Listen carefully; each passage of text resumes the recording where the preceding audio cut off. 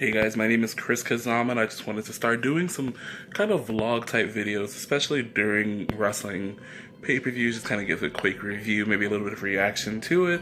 This is going to be my Roadblock, end of the line, I guess, post-game show. I don't know what to call these quite yet. We're going to kind of see how this goes. Also, if you're wondering why this is on my Philip J. Fry page and not my TheChrisKazama page, is because when I want to start being more active on this Philip J. Fry page, and by more active I mean actually posting things, but I want it to be more of a discussion type page. I want it to be more of a kind of the expert. If you know me, you know I do have an alias of Philip J. Fry that I do commentary for, and he's sort of an expert on things. Just kind of this is my reign of nerddom. People, know a lot about, anime. I know a lot about wrestling. No, I'm not going to say I know everything about wrestling, but I know a lot about it, and I like to give my opinions. And I'm going to start out with The New Day versus Cesaro. You like that transition? I did. Kind of first things first there, what a match that they had. Sheamus, Cesaro, Kofi, Big E put on a clinic as normal, just kind of skipping to the finish. I really enjoyed what they did there. Sheamus and Cesaro fell for the New Day's antics twice already, and for them to kind of come up with some antics on their own to steal the win and really cement their 6-month long almost at this point storyline and to become the tag team champions, I thought was a really nice cap to kind of start off this pay-per-view. To me, the second most important thing that happened at this pay-per-view was the cruiserweight match between TJ Perkins, Brian Kendrick, and Rich Swann, where Rich Swann came away with the win with the, I don't know if that's a reverse roundhouse kick or whatever that is, but more importantly, Neville came back, Red Lantern attire and all, and completely decimated TJ Perkins and Rich Swann, which I think is perfect. I think TJ Perkins and Rich Swann and pretty much any other babyface in the cruiserweight division needs a big solid heel to take the title and really build the rest of the division up with. I think they tried that with Brian Kendrick and it just really didn't work out the way they planned, but I think with Neville as somebody who can go in the ring, which Brian Kendrick still can, but Neville just brings an element that I don't think Brian Kendrick has, and I think that's nice to kind of put him in there with the cruiserweights, the biggest cruiserweight other than Tony Nese at this point, who can really go and kind of carry that division until Austin Aries kind of decides that he's going to get his hand in the pot. The most important thing that happened on this show, however, was Charlotte beating Sasha Banks to become 16-0 at pay-per-view. 16-0. If you know me, you know I am not a fan of Sasha Banks or her infatuation with Eddie Guerrero. As a matter of fact, if you look at my Facebook post, I think I said fuck as many members of the Guerrero family as I could thanks to Sasha Banks, and I just I know people like her. I'm just not one of those people on that bandwagon quite yet.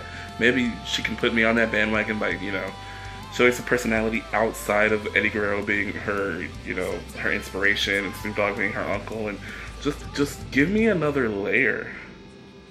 Charlotte, on the other hand, my favorite woman in the Raw Women's division, the Queen, goes to 16-0 at pay-per-views with the title on the line. That's crazy. The new streak is definitely a thing that's going on right now. But yeah, Charlotte, new champ. Sasha Banks gets no rematch clause, so I believe we're going to go ahead and go to Bayley now to let Bayley face Charlotte for the title, so that way at Mania we can get the Bayley, Charlotte, Sasha three-way, which is going to rock the house down. I'm not a fan of Bayley either, but she can go, Charlotte can go-ish. Sasha can go-ish, Charlotte can go. It's going to be a great matchup.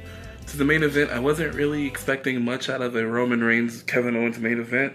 I'm not on the Roman Reigns hate bandwagon. I used to be. I was a card-carrying member up until maybe about 4 or 5 months ago. I really turned the corner on Roman Reigns. I feel like he's grown immensely in the past year. He can go. He can flat out go. Everybody says that, he's been carried by his opponents. It takes two to go in that ring, and he can definitely go. He does more than his fair share, and I'll give him his credit on that. Those two horses really went. Kevin Owens with the frog splash through the table immediately followed with another frog splash that actually broke the table. Then followed up with a third frog splash for the near fall was nice. I feel like Roman Reigns' near falls were nice. The finish I feel like worked. The Chris and Kevin conundrum are back together again. It felt a little weird ending the show with this faux Shield reunion. I don't understand. I'm very disappointed in the Seth Rollins face turn. I think they might be purposely trying to keep it tame, though, until Mania season rolls around, which is just around the corner. So I hope that's what's happening here. But he's just been very stale, and I hope something comes of it. I don't like how Reigns and Rollins, or even Ambrose attributes to the troops, I don't like how those three are cool again. I don't like how those three are not. There's not some dissension between the three, especially since they just faced each other for the title not much but a couple months ago. That it's actually because of Ambrose that Rollins is actually in this entire mess to begin with. Nonetheless, Rollins and Reigns put Kevin Owens through a table, Ambrose and Reigns put Chris Jericho through the table, and we end the scene with him kind of standing over the body of Kevin Owens in a Shield-like-esque stance. I don't know really how to feel about the end of that. I know the faces went home happy, but I don't know if that's how I would have ended the pay-per-view, but I guess that's not why they paid me to end pay-per-views. Yeah, overall it was a very solid show top to bottom. It's not something that I would, go out of my way to watch, but it's definitely something that's not bad if you're looking for something that keeps you entertained all the way through. This was a very solid pay-per-view, so on a rating system of 1 to 10, I definitely give this a solid 7. So the next video that I'm going to be posting on this page is probably going to be a Wrestle Kingdom review, which is January 4th. I'm going to probably have that video out the same day as well. I'm going to start posting some Sega updates. If you don't know what Sega is, that's Sports Entertainment Grappling Arts. It's an eFed that I'm actually doing, which you can actually see at the description below. Give it a like and go ahead and give it a share so that way people can see what's kind of going on that Fed and putting some hard work into it. And I like the project. I like where it's going so far. If you have a creative character that you'd like to have in Sega, feel free to shoot me an inbox, put a comment on this video. I'd be more than happy to add them on there. The roster is going to be huge, or as many people as I can fit on there.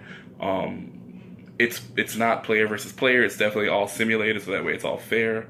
But yeah, on this channel, I want to just do reviews. If something really gets on my nerves, I might rant a little bit on this channel about it. But wrestling, kind of nerdom, Sega updates, that's kind of what I want to do here. So if you have any suggestions on what I should do here, drop a like, drop a comment, share this video. If you have a friend that might be into this kind of thing, let them know that, hey, there's something else out there that's not pretentious. Or at least I claim not to be. I don't really know how to close these videos, to be completely honest. I'm going to close it as best as I know how. Eddie Brooks is a good friend of mine, and he gets really aggravated, so I do this. So I'm going to go ahead and end this video just like this.